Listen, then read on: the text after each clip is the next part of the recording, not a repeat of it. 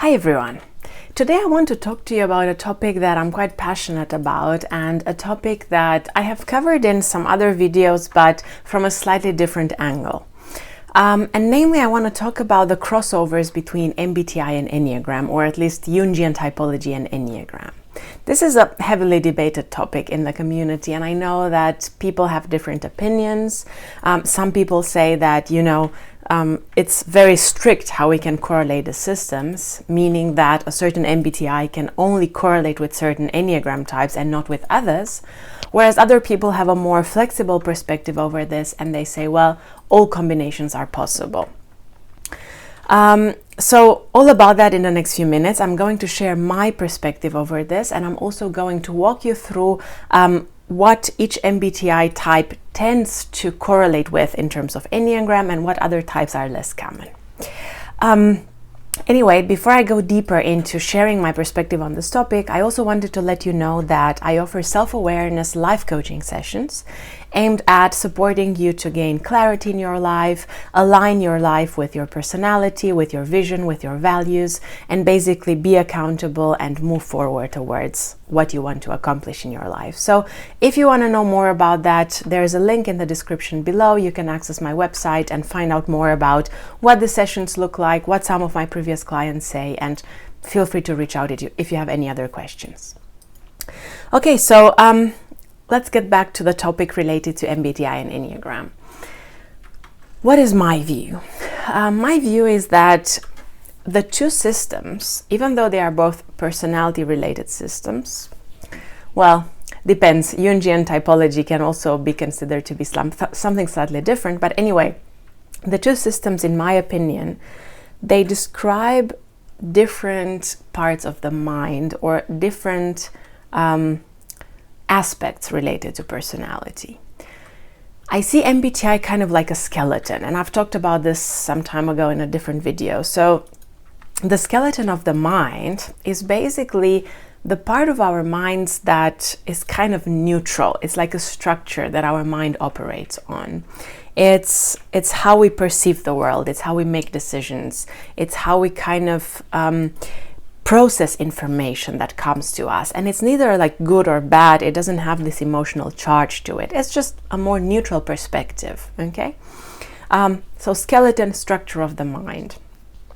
For Enneagram, on the other hand, I see this more as something that I like to call the soul. So factors that motivate us to do certain things, because the Enneagram touches on more aspects related to our feelings, our fears, our insecurities.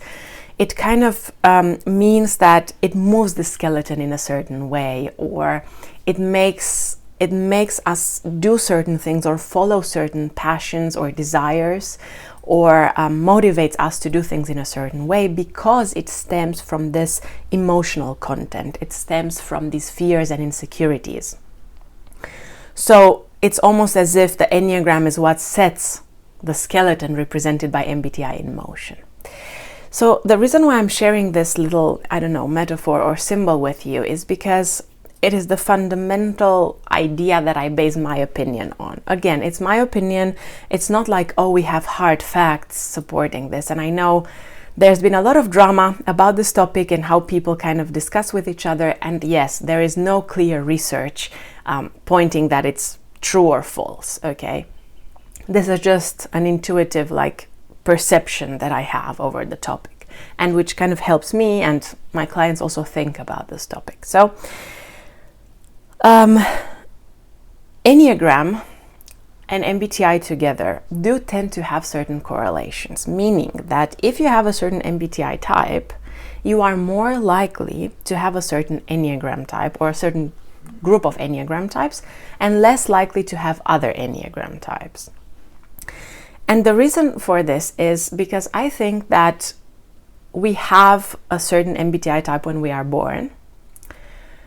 So MBTI is more nature than nurture, whereas Enneagram is more nurture than nature. This is also what quite a few of the theorists say, that our environment, especially in our early childhood, also influences the development of our Enneagram type. So when you have a certain MBTI type and then you have the environment around you, the environment interacts with your nature, with your cognitive function preference, and it creates a stronger likelihood for an Enneagram type to appear.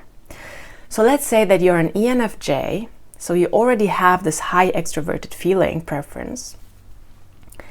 Then if your environment predisposes you to also think a lot about anticipating other people's needs, about pleasing other people, about making sure that you do things for other people to get love in return, this is intensified by the fact that you already prefer extroverted feeling, and consequently you're more likely to become a type 2, for example, because ENFJ2 is a very, very likely pairing, okay?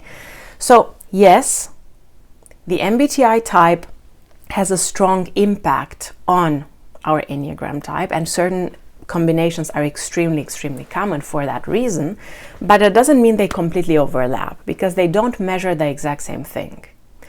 So let's take the NF types first. For ENFJ, the most common types by far are type 2, type 3. Then we can also see type 1, type 6 quite often. Sometimes 8, 9, or 7 can also happen, although I don't see those as very strong correlations. And then types 4 and 5, so far I haven't met anyone who's an ENFJ 4 or 5. I'm not saying it's not possible, but I don't see it as a very strong correlation there. INFJ. Here we have a more varied kind of perspective. So INFJ 1, 2, 4, 6, 9. I've seen these all happening. Even INFJ 5 I've seen quite a few times. I would say 3 in general is less likely, although I think I know one person who's an INFJ 3. 3 can sometimes happen as a wing or as a type in someone's tri-type, but seems to be less likely as a core type for INFJ. Then 7 and 8 are quite uncommon. I don't know for someone who's for sure an INFJ 7 or an 8. I've seen some hypotheses, but people were also a bit unsure. Then ENFP, by far the most common seems to be type 7, but also 2, 3, are quite common as well. 1 is pretty uncommon. 4 can sometimes happen. 5 again is quite uncommon. 6 can happen sometimes, but again it's not something that we see consistently. And then 8 and 9 can also happen, although again I don't see them as something that is very consistent. And then for INFP, I think by far the most common one is type 4. But we can also easily see type 6, type 2, type 9. Sometimes 1 and 5 can also occur, but then 3, 8 seem to be quite unlikely. And then 7 is possible, but because 7 is much more likely to be found among extroverts, I don't see it showing up as often. More so, it's more likely to be a wing. So for example, if the INFP is a 6-wing 7, that is more likely to happen, or 7 as part of their tri-type. Because extroverted intuition often correlates with type 7, so that could be an explanation for this. Now, for the SJ types, for ESFJ, I think 2 and 3 are by far the most common correlations, although I've seen 6 coming up quite often as well, sometimes 1, sometimes 9, sometimes 8. 4 and 5, so far I haven't met any ESFJ with these Enneagram types. 7 again I see as very unlikely to happen. Again, at least as a core type, maybe as a wing, maybe in the tri-type, but even then it doesn't seem to be something that kind of comes up consistently. For ESTJ, I would say type 1, type 8, type 3, type 6, very common. 5 can happen sometimes. I also know someone who's an ESTJ 9, which kind of really makes his personality sometimes difficult to figure. But it's quite unlikely. And then again, 4 is quite unlikely and 2 is quite unlikely as well. 7 is also not very common, or at least I don't know anyone with this combination. For ISFJ, what I've seen to be the most common ones are 1, 2, and 6. Sometimes 3 as well, although it's not a very common thing. It's more likely to be a wing or a type as part of the tri-type. Then 9 is also quite common actually. 8 and 7 are very uncommon, or again, I don't know anyone with these combinations. 5 is also not the most common, but it can happen sometimes. And 4 is not particularly common either. And then for ISTJ, I would say 1, 5, and 6 are the most common pairings. Sometimes 3 or 8 or 9 can also occur, but they're not that common. And then 4 and 2 and 7 are pretty much unlikely to kind of come up. Now, if we move to the SPs, so for ISTP, what I see the most common are by far type 5, type 9, and then the second most common tend to be type 6, type 8. Then type 3 sometimes, but again, 3 is a bit more common among extroverts rather than introverts. And type 7, again, is more likely to be a wing or a type within their tri-type. And then if we think about type 4, type 2, these are pretty unlikely. Moving on with ESTP, so here definitely types 3, 7, and 8 are the most common, and it's very interesting because most ESTPs that I know actually have all of these types in their tri-type. Either 3, 7, 8, 8, 7, 3, 7, 8, 3, or some kind of combination like that. I also know a couple ESTPs who are type 6, and one that is supposedly a type 9, although she might also be an ISTP, not entirely sure. But 9 in general is not particularly common for ESTP. And again, type 1, type 2, type 4 are pretty uncommon and pretty unlikely combinations, whereas type 5 might happen, but again, 5 is much more common among introverts. So it's more likely that the ESTP has 5 in their tri-type rather than having it as a core type. Then ISFP, so here type 4 I would say is the most common, but type 9, type 2, even type 6 can sometimes happen. 3 is pretty much unlikely, so is 8, and type 1 is not something that I also notice very often either. With respect to type 7, I would add the same thing as I said for INFP or for ISTP. It's more likely to be either a wing or a tribe within their tri-type rather than the core one, because 7 comes up more for extroverts. Then for ESFP, I would say 7 is by far the most common pairing, but I've also seen 8, 2, and 3 coming up quite often. 4 and 9 can sometimes happen too, but it's not that common because both of these are more common within introverts. So again, they're more likely to be a wing or a type within the tri-type for ESFP. And then type 1 is quite uncommon, type 5 is quite uncommon.